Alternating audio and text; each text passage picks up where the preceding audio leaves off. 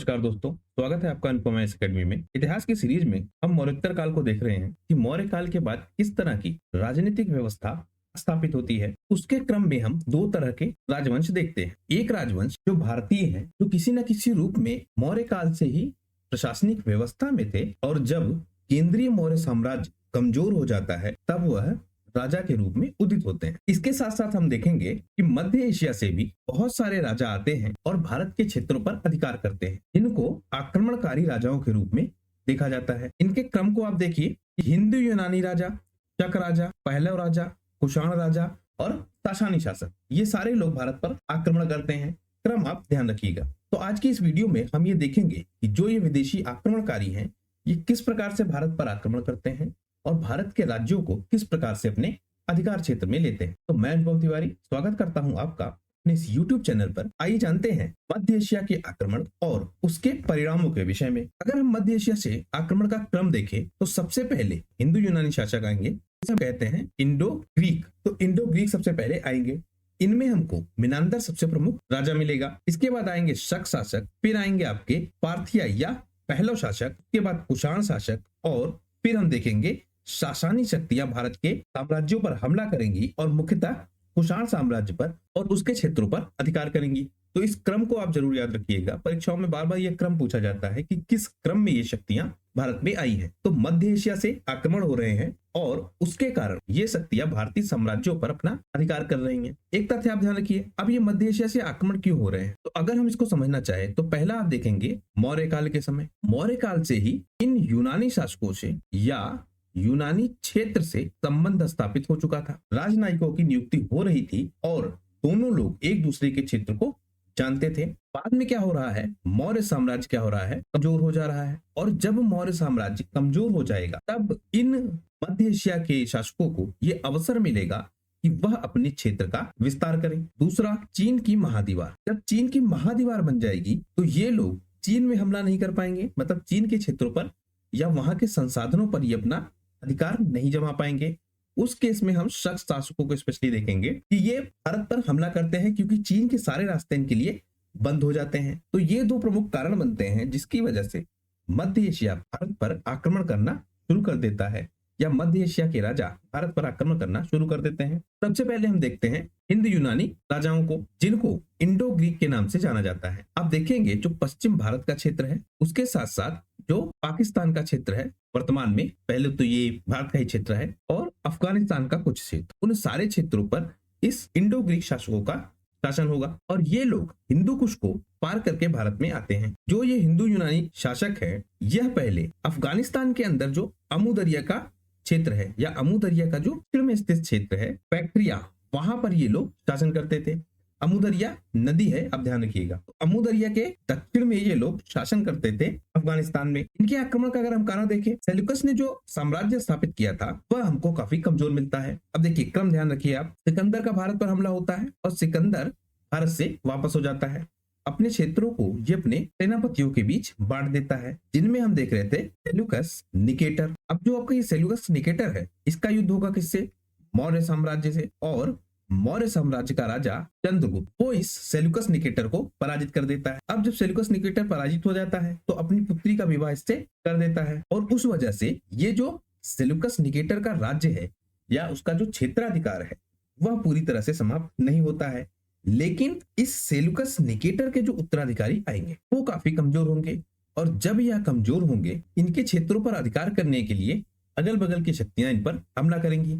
अगर हम Seleucus Nicator का क्षेत्र देखें तो यह मुख्यतः हमको सिंध का क्षेत्र मिलता है, वहां पे इसका अधिकार क्षेत्र है। अब सेल्यूकस निकेटर के जो वंश के लोग हैं वह जब कमजोर पड़ेंगे, उस समय ये जो अमू दरिया के किनारे रहने वाले लोग हैं, हिंद यूनानी जिनको कहा जा रहा है, यह सेल्यूकस के राज्य पर अधिकार करने की कोशिश करेंगे और आक्रमण करेंगे। और इस सेल्यूकस का जो साम्राज्य है वो कहाँ था, जो ये बैक्ट्रिया है इसके पास ही पार्थिय नामक क्षेत्र पर था। अब देखते हैं हिंदू यूनानी शासक जो आएंगे वो कौन कौन से हैं। सबसे पहले डेमेट्रियस नामक राजा वह भारतीय सीमा में प्रवेश करता है। कारण क्या है, क्योंकि सेल्यूकस निकेटर ने जो साम्राज्य बसाया था वह साम्राज्य कमजोर है, और अपने साम्राज्य का विस्तार करने के लिए ये हिंदू यूनानी शासक या यह इंडो ग्रीक शासक भारत के क्षेत्रों पर अधिकार करना चाहते हैं या अपने पड़ोसी क्षेत्रों पर अधिकार करना चाहते हैं।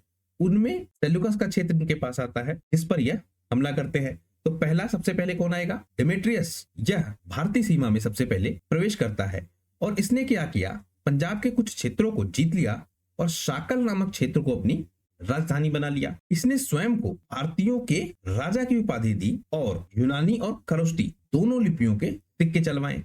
ये सिक्के वाला टर्म आप ध्यान रखिएगा। राजा क्या करते हैं? सिक्के जारी करवाते, और जब हम सिक्कों को देखते हैं तो यह इतिहास के स्रोत के रूप में एक प्रमुख रिसोर्स के रूप में हमको मिलता है। मैंने सिक्कों के इतिहास पे एक अलग से वीडियो की हुई है जो आपको इसी प्लेलिस्ट में मिल जाएगी। आप चाहे तो उसको देख सकते हैं कि किस तरह सिक्के ऐतिहासिक साक्ष्य के रूप में प्रयोग होते हैं। तो जब हम राजाओं को देखते हैं तो ये सिक्के जारी करते हैं और यह कोशिश करते हैं कि जिस क्षेत्र विशेष पर इनका शासन है वहां से सिक्के ये जरूर जारी करें, क्योंकि ये सिक्के एक लंबे समय तक क्या होते हैं? प्रचलन में रहते हैं। और जब यह सिक्के एक लंबे समय तक प्रचलन में रहते हैं तो यह आधार बनते हैं किसकी? व्यावसायिक व्यवस्था का। और जब यह व्यावसायिक व्यवस्था का आधार बनते हैं, इनको स्वीकृति मिलती है किससे? सामान्य जनता से, अर्थात राजा को ही स्वीकृति मिल जाती है।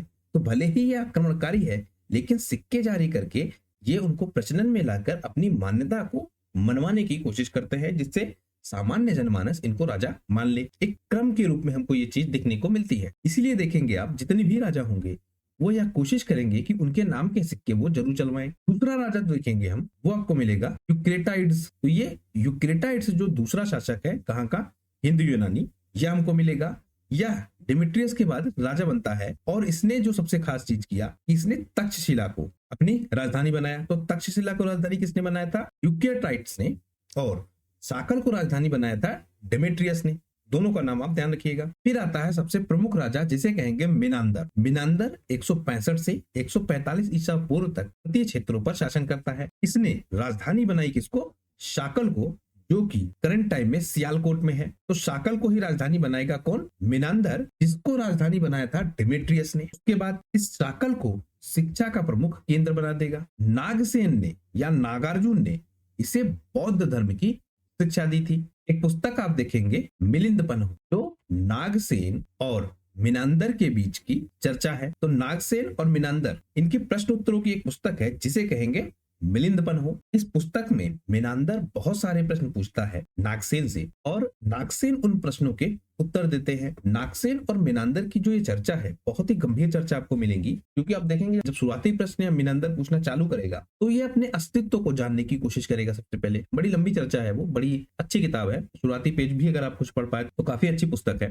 तो उसमें मिनांदर अपने बारे में जानना चाहता है कि मैं हूं कौन, तो नागसेन उसके अलग अलग उत्तर देते हैं। उस तरह की चर्चा आपको मिलेगी इस पूरी पुस्तक में। तो मिनांदर और नागसेन की चर्चा मिलिंद पन्ह में हमको मिलती है। मिनांदर शासक बनता है, शाकल को राजधानी बनाता है और उस शाकल को शिक्षा के केंद्र के रूप में विकसित करता है। कुछ अन्य तथ्य हम देख ले जो इन इंडो ग्रीक शासकों से संबंधित है। जैसे सबसे पहली चीज इन्होंने क्या किया कि भारत में पहली बार इन्होंने राजा के काल के समरूप सिक्के चलाए। इससे पहले जो आप सिक्के जारी होते देख रहे थे, उन सिक्कों पर काल वर्णन हमको नहीं मिलता है, लेकिन जो इंडो ग्रीक शासक आएंगे वह काल के समरूप सिक्के चलाएंगे। मतलब राजा जिस काल का है उसी काल के अनुसार सिक्के चलाएंगे। अब इससे क्या होगा?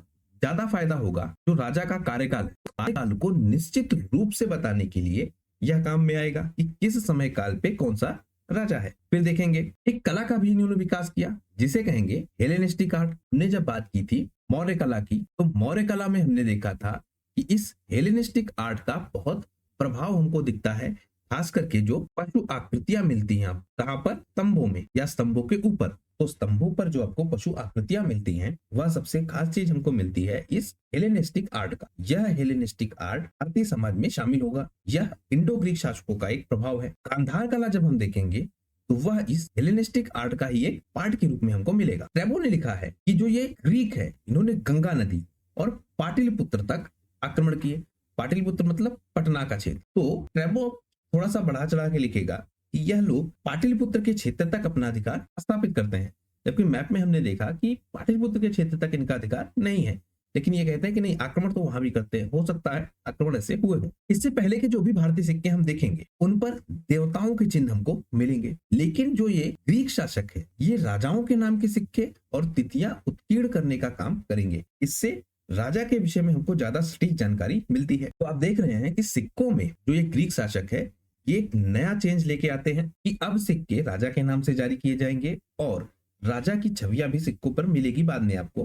उसके साथ साथ राजा का जो काल है वह सिक्कों पर मिलेगा। तो एक ये परिवर्तित रूप आपको मिलेगा सिक्के जारी करने में। फिर देखें हम लेख लिखने का जो काम है सिक्कों पर, वो भी ये ग्रीक शासक करेंगे, और सोने के सिक्के जारी भी ये लोग करेंगे। तो ज्यादा मात्रा में सोने के सिक्के आपको कुषाण के समय में मिलेंगे, लेकिन जारी करने का काम जो प्रारंभ करने वाले लोग हैं वह हमको मिलेंगे यूनानी शासक। और ये जो मिनांडर है यह कांसे की मुद्राएं भी जारी करेगा और उन पर धर्म चक्र को चिन्हित करेगा। हम देख रहे थे बौद्ध धर्म को, और बौद्ध धर्म की यह शिक्षा लेता है किससे? नागसेन से। और जब यह नागसेन से बौद्ध धर्म की शिक्षा लेगा तो जो यह धर्म चक्र है उसको एक अंग बनाएगा अपने सिक्कों का, क्योंकि इस पे प्रभाव पड़ेगा किसका? बौद्ध धर्म का। और जो पहला आक्रमण हम देखेंगे वह हमको मिलेगा किसके समय? पुष्यमित्र शुंग के समय, जिसने स्थापना की थी किसकी?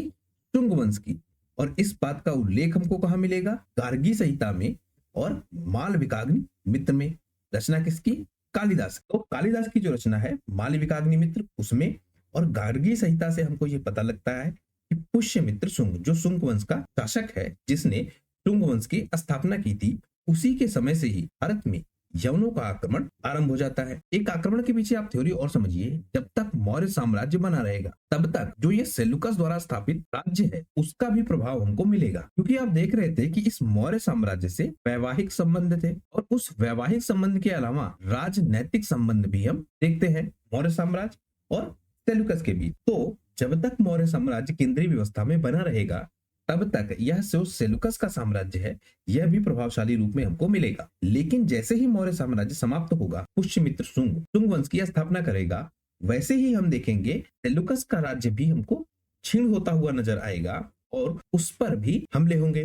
तो यूनानी शासक जो ग्रीक शासक हैं वह सेल्यूकस के क्षेत्र को कब्जा कर लेते हैं और भारत पर हमला करते हैं। तक्षशिला के क्षेत्र तक वो अपना अधिकार करते हैं और अपनी राजधानी के रूप में स्थापित करते हैं। और अगर हम स्ट्रैबो की बात माने तो स्ट्रैबो तो यहाँ तक कह रहा है कि ये लोग पाटलिपुत्र तक भी हमला करते हैं। अगला हम देखेंगे शकों का आक्रमण। तो देखिए पहला आक्रमण कौन करेगा? इंडो ग्रीक, ये आप ध्यान रखिएगा। फिर आएंगे आपके शक, क्रम आप जरूर ध्यान रखिएगा। तो शक शासक भी भारत पर आक्रमण करेंगे। अब यह आक्रमण क्यों करेंगे? क्योंकि चीन में बन गई महादीवार।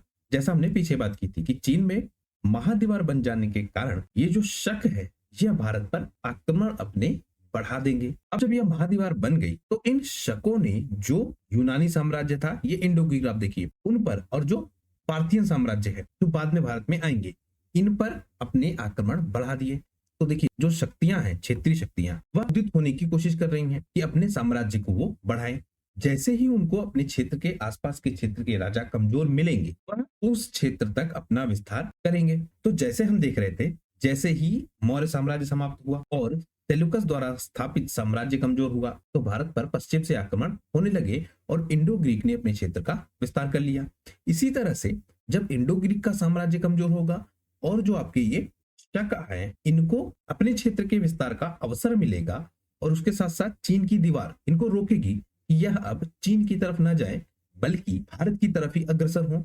तो उस दौरान जो इंडो ग्रीक का क्षेत्र है उस क्षेत्र पर ये लोग आक्रमण करेंगे और भारतीय क्षेत्र पर अधिकार करेंगे। इनके स्त्रोतों की बात करें तो इन शकों को सिथियन नाम दिया गया है इनके भारतीय स्त्रोतों में।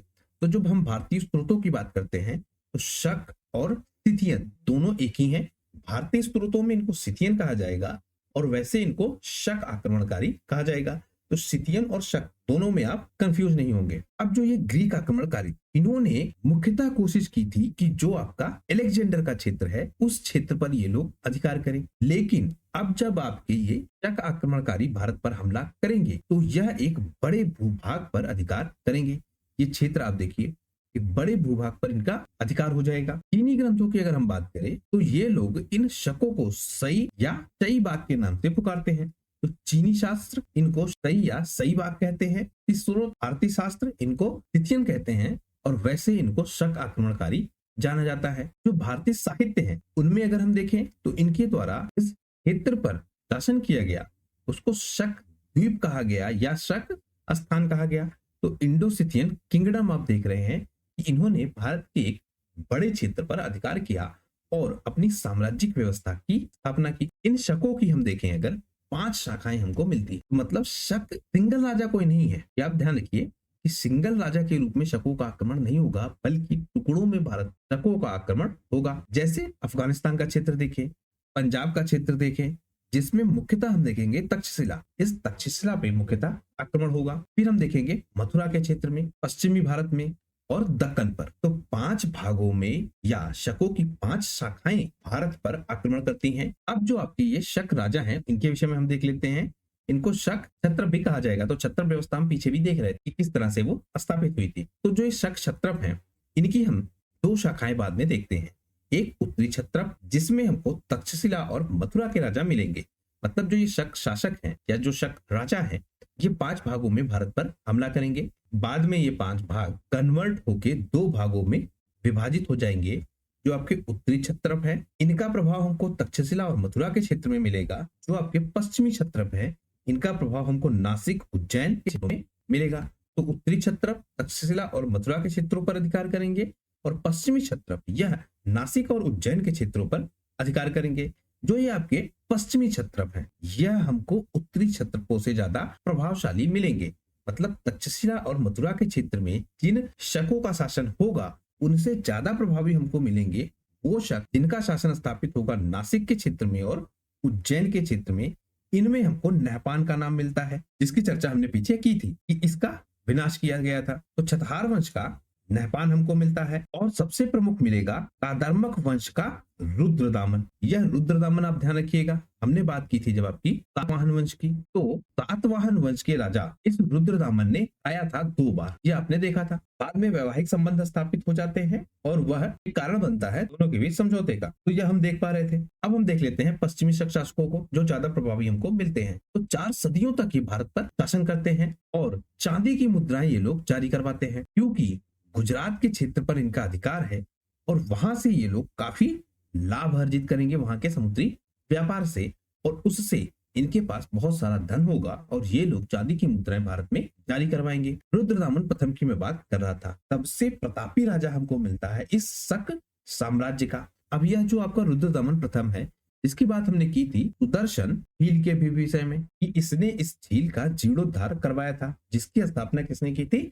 चंद्रगुप्त मौर्य ने। तो यह रुद्रदामन प्रथम हमको सबसे प्रतापी राजा मिलेगा इस शक शासन व्यवस्था में। तो काठियावाड़ के सुदर्शन झील का इसने जीर्णोद्धार करवाया और उसके साथ साथ एक तथ्य है कि उस समय जो सौराष्ट्र प्रांत है, उसका शासक हमको मिलता है सुविशाख। तो सुविशाख के शासनकाल के दौरान यह काठियावाड़ के सुदर्शन झील का जीर्णोद्धार करवाता है। यह प्रश्न पूछा गया है परीक्षाओं में। सिंध के क्षेत्र पर, कोंकण, नर्मदा घाटी, मालवा, काठियावाड़, गुजरात के बहुत बड़े क्षेत्र पर यह अपनी शासन व्यवस्था स्थापित करता है। यह हमको संस्कृत भाषा का प्रेमी मिलता है और रुद्रदामन प्रथम, इसकी वजह से इसने संस्कृत भाषा में जूनागढ़ अभिलेख जारी करवाया है। तो देखिए, सबसे पहले विशुद्ध संस्कृत भाषा में जारी किया गया अभिलेख कौन सा है, या विशुद्ध संस्कृत भाषा में जारी किया गया सबसे लंबा अभिलेख हमको कौन सा मिलता है?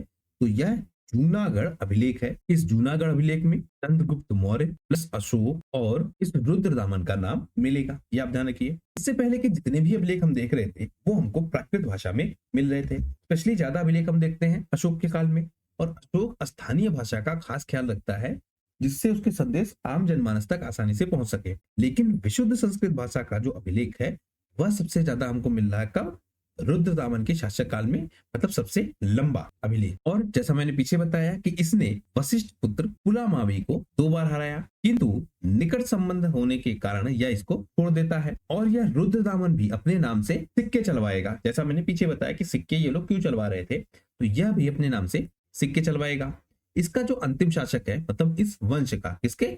शक वंश का, तो जो इसका अंतिम शासक है वो मिलेगा हमको रुद्र सिंह तृतीय, और उसके बाद चंद्रगुप्त द्वितीय जो कि गुप्त वंश का शासक मिलेगा। तो गुप्त वंश का जब शासनकाल आएगा उस समय तक यह शक वंश स्थापित रहेगा। गुप्तों के विषय में जब हम देखेंगे तो ये मौर्यों की तरह ही जो पहले से स्थापित क्षेत्र हैं उनको एक करने की कोशिश करेंगे। मतलब वहां के जो क्षेत्रीय राजा है उनको अपने अधीन करने की कोशिश करेंगे और एक केंद्रीय व्यवस्था स्थापित करने की कोशिश करेंगे। तो अब हम देखें अगले शासक जो आपके पार्थियाई हैं, या जिन्हें पहलव भी कहा जाता है। तो ये देखिए, इनका क्षेत्र हमको शकों से थोड़ा कम मिलेगा, लेकिन यह भी भारत के एक बड़े भूभाग पर अधिकार करते हैं। शकों के बाद ये आते हैं और मिथ्रेडेट्स इनका एक प्रतापी राजा हमको मिलता है, और इस मिथ्रेडेट्स प्रथम को इस वंश का वास्तविक संस्थापक माना जाता है। हालांकि उससे पहले जो हम शासक देखते हैं माउस नाम का शासक हमको मिलता है, जो प्रथम पार्थियाई शासक के रूप में हमको मिलता है। तो प्रथम शासक कौन है? माउस।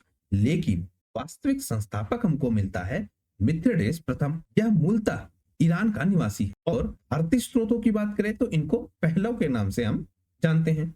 जैसे अभी हमने पीछे तको को देखा था कि सिथियन नाम था, तो उसी तरह से इनको पहलव के नाम से जानते हैं। और संस्कृत भाषा का प्रभाव इन पहलव शासकों पर भी हमको मिलेगा। तो जो आपके पार्थियाई शासक है, इन पर भी संस्कृत भाषा का प्रभाव हमको मिलेगा। दूसरी चीज एक नई निकल के आएगी इस समय, संयुक्त शासन व्यवस्था। संयुक्त शासन व्यवस्था का अर्थ दो राजा एक ही समय शासन व्यवस्था में उपलब्ध होंगे, अर्थात एक ही समय दो राजा हमको मिलेंगे इस समय काल में, कि पार्थियाई शासक भी शासन कर रहा है और शक शासन व्यवस्था का राजा भी शासन कर रहा है।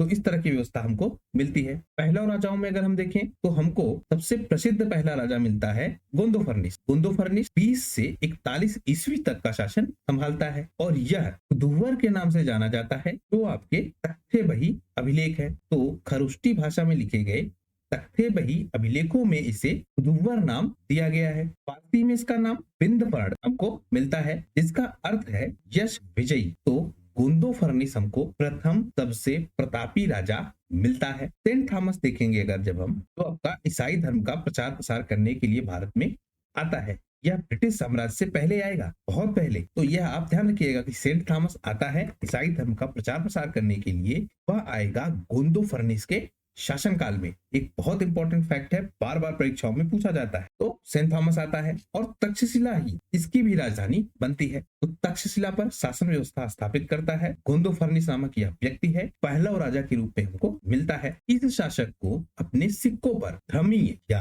धार्मिक की उपाधि मिलती है। तो एक धर्मात्मा के रूप में या धार्मिक राजा के रूप में अपनी स्थापना यह करवाता है सिक्खों के माध्यम से। बौद्ध धर्म की यह शिक्षा ग्रहण करता है और बौद्ध धर्म को ये अपना लेता है। एक चीज आप ध्यान रखिए, और अंश का होगा पतन। और उसके अलावा जो आपकी बुद्ध की शिक्षाएं हैं, उनका प्रभाव हमको बुद्ध की मृत्यु के बाद बहुत अधिक दिखेगी। एक चीज आप देखिए कि जब काल होगा अशोक का, तो अशोक तीसरी बौद्ध संगति करेगा और उसमें हीनयान का प्रचार प्रसार करेगा। लेकिन जब चौथी बौद्ध संगति होगी, किसके काल में? कनिष्क के काल में, और यह महायान का प्रचार प्रसार करता हुआ मिलेगा।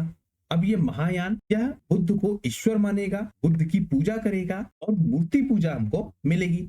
इसमें इस महायान संप्रदाय में। लेकिन जो आपका ये हीनयान संप्रदाय है, यह बुद्ध को एक तरह से गुरु के रूप में पूज रहा था, एक निर्देशक के रूप में पूज रहा था, उसको ईश्वर के रूप में नहीं पूज रहा था।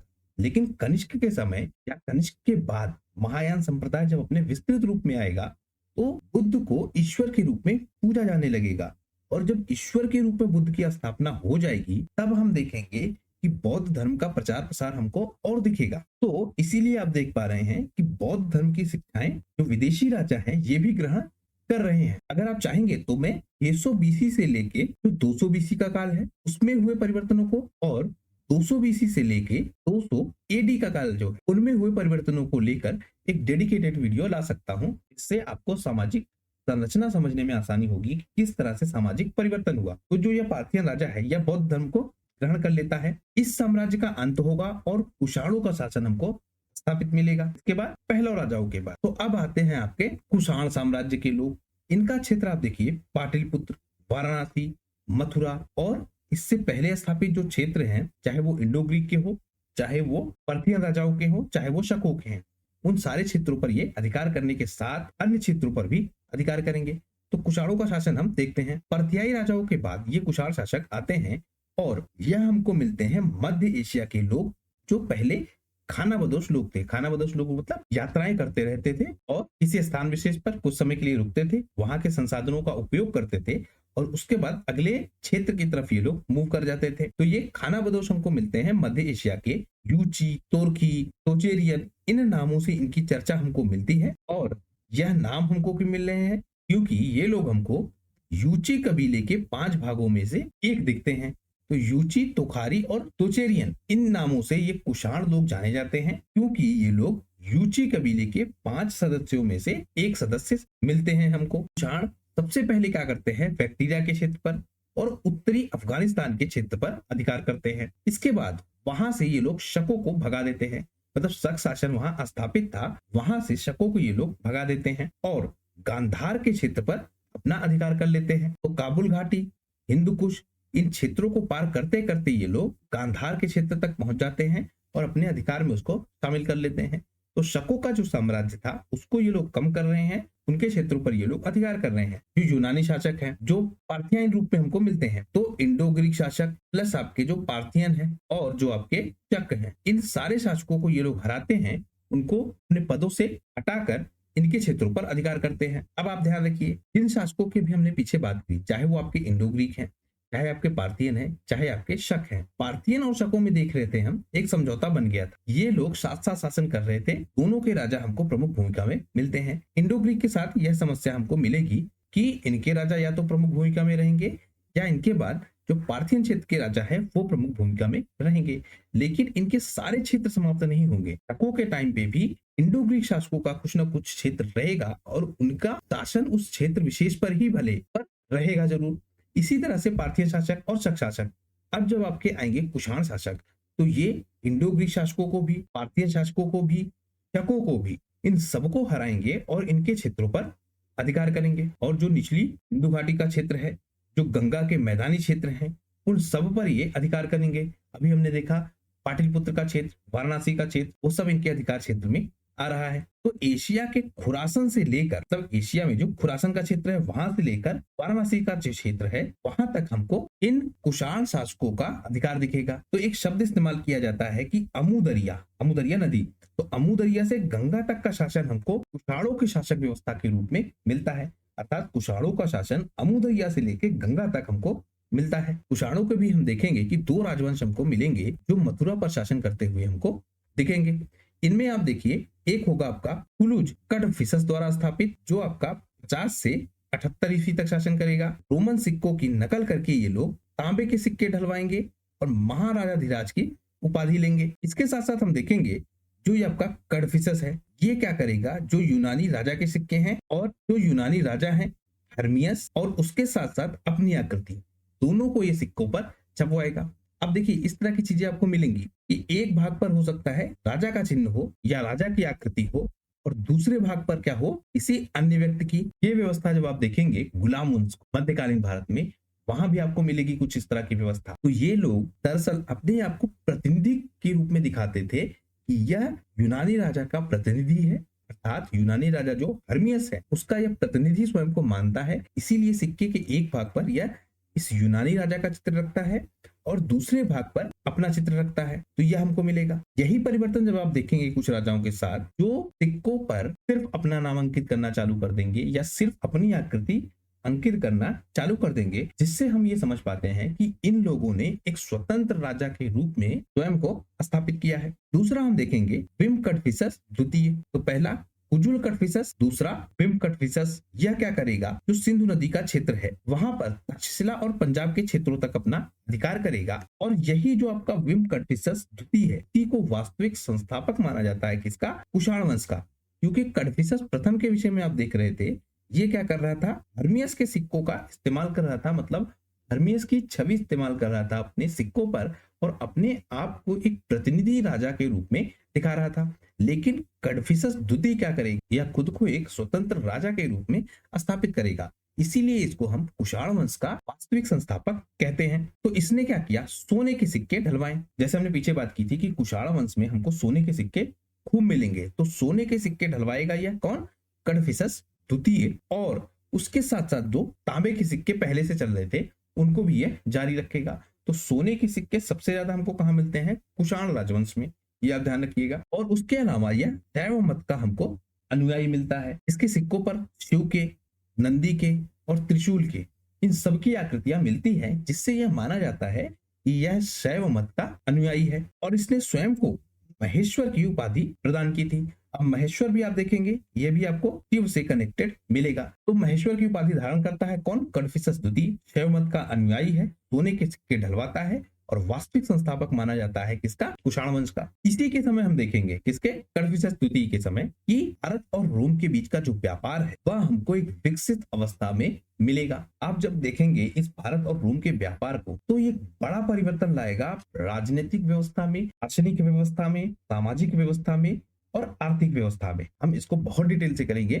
यह जो रोमन व्यापार है यह किस तरह से भारतीय प्रशासनिक व्यवस्था को बदलता है और रोमन के साथ भारतीय संबंध स्थापित करता है। तो कड़फिसस के समय ही यह रोमन व्यापार अपनी विकसित अवस्था में हमको मिलता है। और सोने के सिक्के सबसे पहले जारी करवाया था किसने? इसी कड़फिसस द्वितीय ने। तो जब आप देखेंगे कि रोमन के साथ व्यापार होगा भारत का, तो भारत से बहुत सारी चीजें रोमन को एक्सपोर्ट होगी और रोमन का जो धन है या रोम का जो धन है वह भारत में आएगा। प्लिनी आपको बहुत चिंतित दिखेगा, स्ट्रैबो आपको बहुत चिंतित दिखेगा इस विषय में, दोनों जो इतिहासकार हैं, कि रोम का सारा धन इस समय भारत में आने लगा है। तो वो सब हम आगे देखेंगे, लेकिन आप ये समझिए कि रोम के साथ जो व्यापारिक संबंध है उनकी विकसित अवस्था में यहाँ स्थापना हो चुकी है। किसके समय में?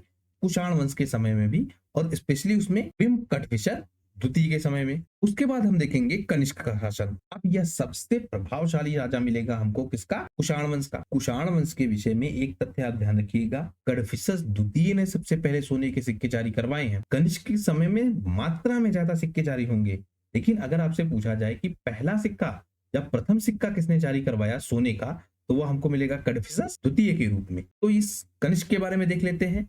इसका जो अधिकार क्षेत्र है वह हमको गांधार इसके अधिकार में मिलता है, जिसकी बात करता है वेनसांग। और चीनी ग्रंथ जो राजतरंगिणी है, कल्हड़ की रचना, वह कहती है कि कश्मीर के क्षेत्र पर इसका अधिकार है। जो तुही विहार लेख है वह कहता है कि सिंध के क्षेत्र पर भी इसका अधिकार है। और जो मणिक्याल अभिलेख है यह पंजाब के क्षेत्र पर इसके अधिकार को मानता है। तो गांधार का क्षेत्र, कश्मीर का क्षेत्र, सिंध का क्षेत्र, पंजाब का क्षेत्र, यह सब कुछ हमको कनिष्क के अधिकार क्षेत्र में मिलता है। इसका शासन 78 ईस्वी में स्थापित होता है और अपने शासन के साल ही यह शक संवत चलवाता है। तो अगर आपसे पूछा जाए कि शक संवत की शुरुआत किसने की, तो वह हमको मिलता है कुषाण वंश का शासक कनिष्क। चौथी बौद्ध संगति, जैसे पीछे बात की थी, उसकी यह आयोजना करवाता है या उसको यह आयोजित करवाता है। और वसुमित्र इसके अध्यक्ष हमको मिलते हैं किसके? चौथी बौद्ध संगति के। महायान संप्रदाय, जैसा आपने पीछे देखा कि उसका विकास इसके बाद हो जाता है और स्पष्ट रूप से महायान एक अलग संप्रदाय के रूप में स्थापित हो जाता है। और जो इसके अंतिम नियम कानून है किसके? महायान संप्रदाय के, वह स्थापित हो जाएंगे। तो महायान हीनयान दो भागों में विभाजन हो जाएगा किसका? बौद्ध धर्म का। और इनके नियम कानून बिल्कुल स्पष्ट होंगे। इसके बाद देखेंगे, मतलब चौथी बौद्ध संगति के बाद बौद्ध धर्म की हमको और संगति नहीं मिलेंगी, तो स्पष्ट बंटवारा हो जाएगा बौद्ध धर्म में। ये जो चौथी बौद्ध संगति हुई, इसमें एक पुस्तक लिखी गई विभाष शास्त्र। यह विभाष शास्त्र आप याद रखिएगा, यह टीका है जो बौद्ध ग्रंथों पर लिखा गया कब? चौथी बौद्ध संगति में। मथुरा इस समय क्या होता है? केंद्रीय व्यवस्था में आता है। इससे पहले आप देख रहे थे कि सिर्फ पाटलिपुत्र आपको ज्यादा प्रभावी मिलता है या तक्षशिला का क्षेत्र, लेकिन पहली बार आप देखेंगे कनिष्क के काल में कि मथुरा बहुत प्रभावशाली रूप में मिलेगी। हम ऐतिहासिक भारतीय काल की बात कर रहे हैं, आप धार्मिक एंगल पे मत जाइएगा। तो मथुरा हमको द्वितीय राजधानी के रूप में मिलता है इस कनिष्क के काल में। इसकी पहली राजधानी पुरुषपुर या पेशावर हमको मिलती है। तो पेशावर और मथुरा दो राजधानियां हमको मिलती हैं किसके? इस कनिष्क की। कश्मीर को इसने जीता था और कनिष्कपुर नामक एक नगर बसाया था कनिष्क ने। तो जैसे हम देख रहे थे कि राजतरंगिणी कहती है कि कश्मीर के क्षेत्र पर इसका अधिकार है और कनिष्क ने कश्मीर को जीत कर वहां कनिष्कपुर नामक नगर बसाया था। काशगर, यारकंद, होतान, ये जो क्षेत्र हैं कश्मीर के, उन पे भी इस कनिष्क का अधिकार होता है। इसके बाद हम कनिष्क के विषय में और चीजें देखें अगर, तो पेशावर में इसने एक स्तूप बनवाया और बिहार बनवाया जिसमें बुद्ध के अस्थि अवशेषों को प्रतिष्ठित किया गया है। बाद में जब इसकी खुदाई होती है किसकी? इस पेशावर के स्तूप की, तो वहां पर बुद्ध के, इंद्र के, ब्रह्मा के, कनिष्क के, इन सब की मूर्तियां हमको मिलती हैं। जो महास्थान है बोगरा स्थित, वहां से हमको सोने की मुद्राएं मिलती हैं, जिस पर हम देखते हैं कनिष्क की एक खड़ी मूर्ति अंकित मिलती है। तो यह जो मुद्रा है इस पर कनिष्क की खड़ी आकृति हमको मिलती है। मथुरा से हमको एक कनिष्क की प्रतिमा मिलती है। अब यह जो प्रतिमा है इसके पीछे की फिलॉसफी क्या है ये समझ पाना बहुत कठिन है, क्योंकि जो ये प्रतिमा है इसके घुटने तक हमको चोगा, पैरों में भारी जूते, ये सब कुछ पहने हुआ दिखाया गया है, लेकिन इसके जो हाथ हैं और इसकी जो गर्दन है वह हमको नहीं मिलती है। अब इसके विषय में बहुत अलग अलग मान्यताएं हैं, कई सारी दंत कथाएं हैं, उन सब पे हम नहीं जाएंगे। कुल मिला के वास्तविकता यह है कि इसका वास्तविक कारण क्या है यह ऐतिहासिक रूप से अभी प्रमाणित नहीं हुआ है, तो हम उतनी डिटेलिंग में नहीं जाएंगे दंत कथाओं पर। फिलहाल ये जो प्रतिमा हमको मिलती है इसमें हाथ नहीं मिलते हैं और गर्दन नहीं मिलती है, ये आप ध्यान रखिएगा। और मिल कहां से रही हमको? मथुरा से। पाटलिपुत्र पर भी इसने आक्रमण किया है, इसके साक्ष्य भी हमको मिलते हैं। और यहाँ का जो एक विद्वान है अश्वघोष, उसको यह अपने दरबार में लेकर आता है। कहां से? पाटलिपुत्र से। तो कनिष्क भी हमको विद्वानों के संरक्षक के रूप में मिलेगा। बुद्ध का भिक्षा पात्र, एक अनोखा कुक्कुट, यह प्राप्त करता है कहां से? पाटलिपुत्र से, जब वहां पर यह हमला करता है। कनिष्क द्वारा हमको तांबे के सिक्के भी जारी होते हुए मिलेंगे और एक ऐसा ही तांबे का सिक्का हमको मिलता है जिस पर बलि वेदी पर बलि करते हुए उसे दिखाया गया है। किसको? कनिष्क को। तो कनिष्क सबसे ज्यादा सोने के सिक्के जारी करेगा, लेकिन तांबे और चांदी के सिक्के भी जारी होते रहेंगे, यह हमको मिलेगा। कनिष्क खुद कहता है कि मैंने उत्तर को छोड़कर शेष 3 क्षेत्रों पर अधिकार कर लिया है या उनको जीत लिया है। कनिष्क के दरबार में अगर हम देखें तो विद्वान हमको मिलते हैं बहुत सारे। जैसे आप देखिए पार्श्वनाथ, वसुमित्र, इसको ये पाटलिपुत्र से लाया, अश्वघोष, नागार्जुन, चरक, जिनकी पुस्तक है चरक संहिता, नागार्जुन का विवाद आपने देखा था मिलिंडर के साथ, अश्वघोष, ये सब हमको मिलते हैं कनिष्क के दरबार में। महायान शाखा का ये समर्थक है, चौथी बौद्ध संगति का आयोजन करता है और इसके काल में, कनिष्क के काल में ही हमको इस महायान शाखा का अभ्युदय दिखता है चौथी बौद्ध संगति के बाद, और प्रचार प्रसार भी इसका दिखता है। शासन का जो मुख्य केंद्र है वह हमको मिलता है मथुरा, वाराणसी भी इसका दूसरा प्रशासनिक केंद्र हमको मिलता है। तो मथुरा केंद्र में है, प्रथम स्थान पर है किसके? कनिष्क के काल में, लेकिन वाराणसी का भी स्थान हमको मिलता है। मृत्यु देखें अगर हम इसकी, तो 101 ईस्वी में इसकी मृत्यु हो जाती है। 23 वर्ष का इसका शासनकाल हमको मिलता है। किसका? कनिष्क का। तो यह कनिष्क से संबंधित सारी चीजें थी। आगे हम देख लेते हैं हुविष्क का शासनकाल। 106 से हमको 138 ईस्वी तक यह शासनकाल मिलता है। इसके समय हम देखेंगे जो कुषाण सत्ता का केंद्र था पेशावर, वहां से यह ट्रांसफर हो जाता है कहां? मथुरा। और शिव, स्कंद, विष्णु, उमा, सकर्षण, वासुदेव, इन सब की आकृतियां इसके सिक्कों पर हमको मिलती हैं। तो अर्थात यह भी हमको शैव धर्म का समर्थक मिलता है। उसके साथ साथ यह अन्य धर्मों को भी स्वीकार करता है, जैसे वासुदेव की आकृति और संकर्षण की आकृति से यह आप अनुमानित कर सकते हैं। यह हमको कुषाण वंश का अंतिम महान शासक मिलता है। इस कुषाण वंश का अंतिम महान शासक हमको मिलेगा कौन? वासुदेव। कुषाणों ने ही भारत में सबसे पहले स्वर्ण मुद्राएं निर्मित कराई और छोटे व्यापार के लिए तांबी और चांदी की मुद्राएं चलाई थी।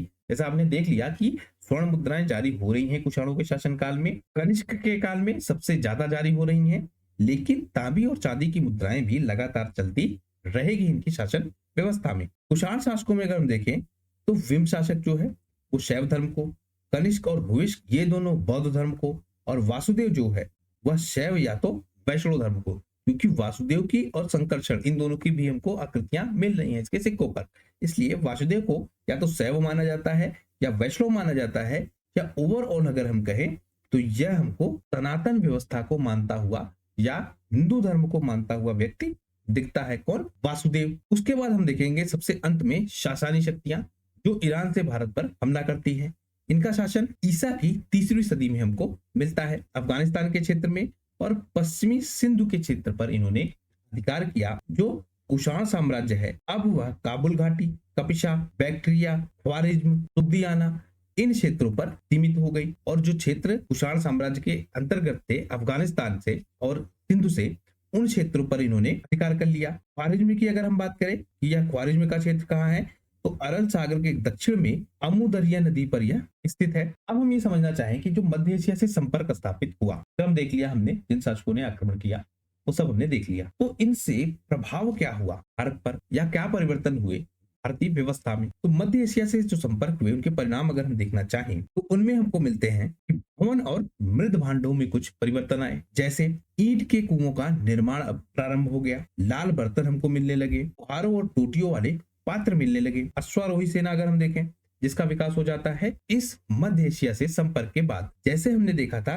कैकेय क्षेत्र, कंधार, इन क्षेत्रों से अश्व की सप्लाई बहुत पुराने समय से ही हो रही थी। तो उत्कृष्ट अश्व हमको मिलते हैं मध्य एशिया से संपर्क के परिणाम स्वरूप, और जो घोड़े हैं वह सेना का एक प्रमुख हिस्सा बन जाते हैं। इससे पहले आप हाथी देख रहे थे, चाहे वो नंद वंश की सेना में देखिए आप, मौर्य साम्राज्य में हमको घोड़े मिलते हैं, लेकिन हाथी भी प्रमुख भूमिका में रहते हैं। अब घोड़ों की सेना हमको अग्रणी भूमिका में मिलेगी। तो यह परिवर्तन होगा, लगाम का प्रयोग होने लगेगा और जीन का प्रयोग होने लगेगा। इससे घोड़ों को जो नियंत्रित करने का तरीका है वह ज्यादा प्रभावशाली हो जाएगा और इनकी सवारी करना ज्यादा आसान हो जाएगा। रकाब का भी प्रयोग होगा। इन्होंने पगड़ी, ट्यूनिक, पजामा, भारी लंबे कोट ये सब भारत में चलवाए हैं। व्यापार और खेती में देखें अगर हम क्या परिवर्तन होता है, तो जो इनके अल्ताई पहाड़ हैं वहां से भारी मात्रा में सोना आता है। जो रेशम मार्ग था उन पर इनका अधिकार हो जाता है। स्पेशली हम देखेंगे कुषाणों का, कि इन कुषाणों का इन रेशम मार्ग पर एकाधिकार हो जाएगा। फिर देखिए राज्य व्यवस्था में क्या परिवर्तन होता है। जो महाराजा धीराज जैसी उपाधियां हैं वह सब दी जाने लगती हैं भारतीय राजाओं को। देवपुत्रों से तुलना की जाने लगती है भारतीय राजाओं की। और साम्राज्य में हम देख रहे थे देवता द्वारा समर्थित शासन हमको मिलता था, अब हमको देवता तुल्य शासन मिलेगा। यही चीज हम देख रहे थे सातवाहन साम्राज्य के समय में भी। तो वह सब परिवर्तन हमको मिल रहा है। छत्रप प्रणाली हमको विकसित होती हुई मिलेगी। इसके अलावा जो मिलिट्री गवर्नरशिप की पॉलिसी है वह हमको मिलेगी। एक शब्द हमको मिलेगा स्टेट घोष। यह स्टेट घोष क्या करेगा, जो सेनानियों की नियुक्ति है वह करता हुआ हमको मिलेगा। इसके अलावा हमने देखा कि दो राजा एक साथ शासन कर रहे हैं, वो भी हमने देखा। कुछ नए तत्व भी भारतीय समाज में आते हैं, जैसे कुछ लोगों ने बौद्ध धर्म को अपनाया, कुछ लोगों ने वैष्णव धर्म को अपनाया, कुछ लोगों ने शैव धर्म को अपनाया, और संयुक्त राजा की व्यवस्था हम देख रहे थे।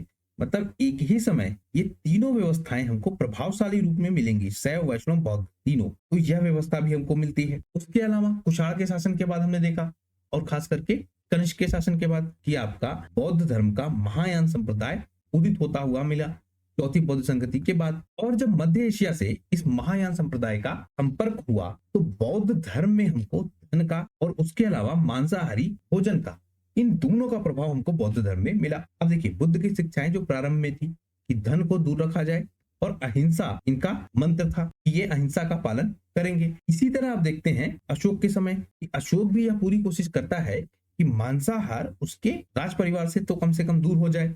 लेकिन जब यह संपर्क हो जाएगा मध्य एशिया से और महायान संप्रदाय ईश्वर के रूप में बौद्ध धर्म को पूजने लगेगा, तो इस महायान संप्रदाय को धन भी खूब मिलेगा, अर्थात बौद्ध संघ में धन खूब आएगा और मांसाहारी भोजन भी बौद्ध संघ में आ जाएगा।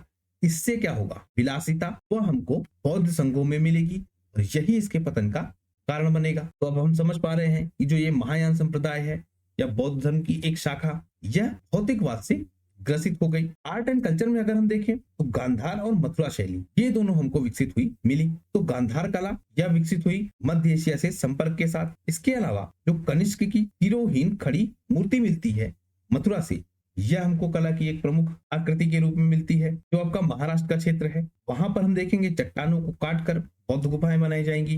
नागार्जुन कुंड की गुफा, अमरावती की गुफा, वो कलाकृतियां हमने पीछे देखी हैं कि किस तरह की बनती हैं। तो नागार्जुन कुंड, अमरावती, इन सब में कला का विकास होगा और उस पे गांधार शैली का प्रभाव हमको दिखेगा। साहित्य और विद्या के क्षेत्र में अगर हम देखें, मतलब शिक्षा के क्षेत्र में अगर हम देखें, तो रुद्रदामन का जो काठियावाड़ का अभिलेख है यह लगभग हमको 150 ईस्वी का मिलता है। यह हमको काव्य शैली का प्रथम नमूना मिलता है, क्योंकि हमने देखा था कि विशुद्ध संस्कृत भाषा में यह लिखा गया सबसे विस्तृत अभिलेख हमको मिलता है। बुद्ध चरित की रचना किसके द्वारा, अश्वघोष के द्वारा, और सौंदरनंद की रचना भी अश्वघोष के द्वारा होती है। हमने देखा था कि किस तरह से राजसीय संरक्षण मिल रहा था इन विद्वानों को। अवदान नामक एक ग्रंथ मिलेगा आपको जो महायान से संबंधित है। महावस्तु और दिव्य अवदान, यह सब कुछ हमको मिलेगा। और एक खास चीज आप देखेंगे, पर्दे का आरंभ, मतलब नाटक व्यवस्था में या नाटक जब होते थे उन नाटकों में पहले स्टेज बनाया जाता था और उन पर पर्दे लगाए जाते थे। तो जो ये पर्दा लगाने की व्यवस्था थी स्टेज पर, वह प्रारंभ की किसने, यूनानियों ने। वात्स्यायन का कामसूत्र, यह रचना भी हमको मिलती है कब, ईसा की 3री सदी में। इसके अलावा विज्ञान और प्रौद्योगिकी में अगर हम देखें क्या परिवर्तन हुए, तो एक शब्द हमको मिलता है होरोस्कोप, जो होरा शास्त्र का रूपांतरण है। तो होरोस्कोप जैसे यंत्रों का विकास हो रहा है। यूनानी शब्द ट्रकमा, आप देखिए यूनानी शब्द, यह भी हमको संस्कृत के ब्रह्म शब्द से मिलता है। शीशे के कार्य में बहुत सारी प्रगति हुई इस काल में। उसके अलावा चमड़े के जूते, इनका भारत में प्रचलन हो गया। और जो कुषाण शासक है यह रोमन सिक्कों की नकल करते हैं, क्योंकि रोमन में या रोम साम्राज्य में इस तरह के सिक्के चलाए जाते थे। उन्हीं सिक्कों की नकल करके ये लोग भारत में सोने के सिक्के और तांबे के सिक्के चलवाते हैं। जो आपका 27 से 28 ईस्वी का काल है, जिस समय रोमन सम्राट ऑगस्टस और 120 ईस्वी में रोमन सम्राट ट्राजन, इनकी राज्यसभाओं में भारत से राजदूत भेजे गए हैं। तो ऑगस्टन के काल में और ट्राजन के काल में भारत से राजदूत इनकी सभाओं में गए हैं। तीसरे के काल में प्रगति की बात हमने कर ली कि बहुत ज्यादा हुई थी। तो इस तरह से मध्य एशिया से भारत का संपर्क होता है। मध्य एशिया से बहुत सारे आक्रमणकारी आते हैं जो भारतीय व्यवस्था में बहुत सारे परिवर्तन लाते हैं। हमने इनका क्रम देख लिया, इनके प्रभाव देख लिए और कौन कौन से प्रमुख राजा हैं वो सब हमने देख लिया। आशा करता हूँ आपको ये वीडियो पसंद आया होगा। अगर वीडियो आपको पसंद आया है प्लीज सब्सक्राइब कीजिए इस चैनल को, जिससे हम लोग ज्यादा से ज्यादा लोगों तक अपनी पहुंच को बना सके। आपका हमसे जुड़ने के लिए बहुत बहुत धन्यवाद। आपका दिन शुभ हो।